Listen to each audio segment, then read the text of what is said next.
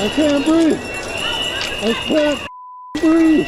There's 6 of you. I can't breathe. Protests, tear gas, and more arrests. There's no sign of the anger subsiding in Minneapolis. These are US security forces struggling to keep protesters from entering a federal government building in the Minnesotan capital.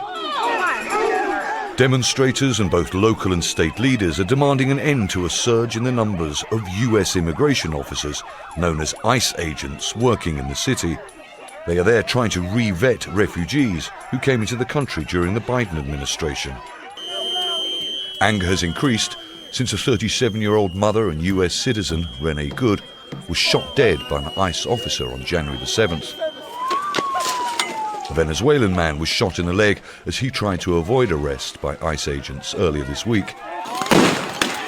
The situation has got so bad that the US president, who insists ICE agents must be allowed to do their jobs, has threatened to institute the US Insurrection Act.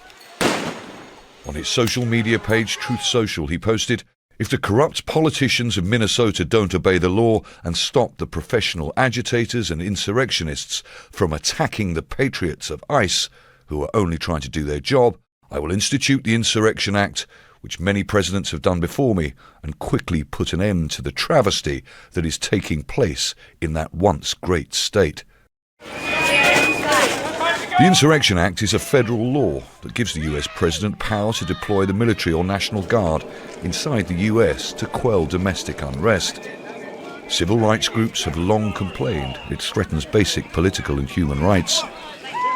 The Act has been invoked many times throughout US history, but since the civil rights movement of the 1960s, it's rarely been used. The last time was in 1992, when President George Bush used it to end riots in Los Angeles. The response amongst some protesters in Minneapolis is loud and clear. It feels like fascism. It feels like Donald Trump's trying to strengthen his grip on this nation, and he's going to use our peaceful demonstrations, our First Amendment protests, as an excuse to send in the troops. But what I have to say to him is we're not scared. We got veterans out here. A lot of us are veterans of fighting this country's wars. We are not afraid. With more protests expected, there is no sign of either the protesters or their president backing down. Charles Stratford, Al Jazeera. Don't miss out. Get the full picture. Subscribe to Al Jazeera for reliable news, expert insight. Like, share, stay ahead.